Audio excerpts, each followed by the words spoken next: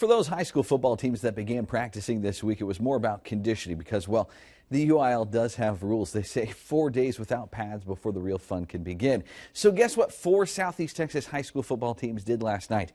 They waited a minute, and at 12:01 a.m. their fun began. 6 Sports Andrew Chernoff has more. For some, 12:01 a.m. last night was the real start of the high school football season because pads could finally, legally, be worn. And to celebrate, 4 schools held Midnight Madness practices for their communities. We begin in Vidor. The Pirates grabbed their first playoff victory since the 1960s last year, but the district is a tough one as it includes Nederland and PNG. The team is ready for the challenge as last night prepared the team for a football game atmosphere. It's exciting, you know, getting under the lights. It's something about being under the lights at night. It just feels more like a game. And, you know, first day of pads, kids were so excited about coming out here, and that's what you want. The more excited they are, the better practice you're going to have. I tried to sleep. I tried to nap because we had practice early yesterday morning, and I couldn't. I was so excited. I'm just ready to hit somebody. Stop number 2, West Orange Stark. The 3A team crossed the blue line into the stadium to begin its defense of the district crown.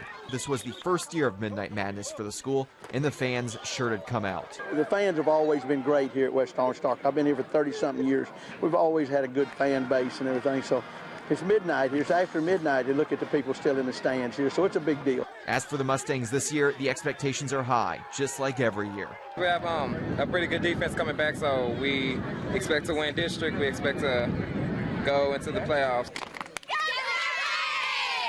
Time to drive on down to Deweyville. These 2A Pirates began 4-0 last year before missing the playoffs. To get them over the hump this year, the team found a new head coach in Chris Babin. But last night, he was too excited to even talk about the upcoming season. Well, I'm looking forward to tonight. That's about as far as I can really look right now. I want to see who's physical and who's not. And it's a physical game, and that's what I'm looking for tonight is who's gonna bring something and who's not. I'm pretty excited being my senior, my last time pass. It's actually a real joy being out here, knowing that this is it, and I'll be able to remember this one. And finally, our last stop takes us to 1A's Evadale.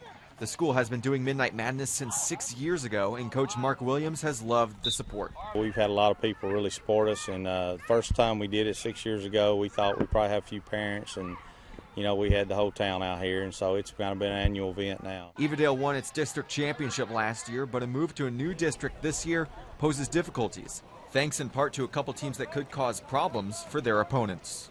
I think we're going to go far in playoffs. A lot of people disagree because we got 2 new teams in our district, Mount Enterprise and Tenhall, but we're going to play. We ain't out here just jogging around. We're out here pushing ourselves every day like everyone else. Midnight Madness was a success for those teams and fans at the 4 schools, but as for 12:01 tonight, you can expect a lot of the players will be sleeping after the amount of effort they put in last night. Andrew Chernoff, KFDM 6 Sports.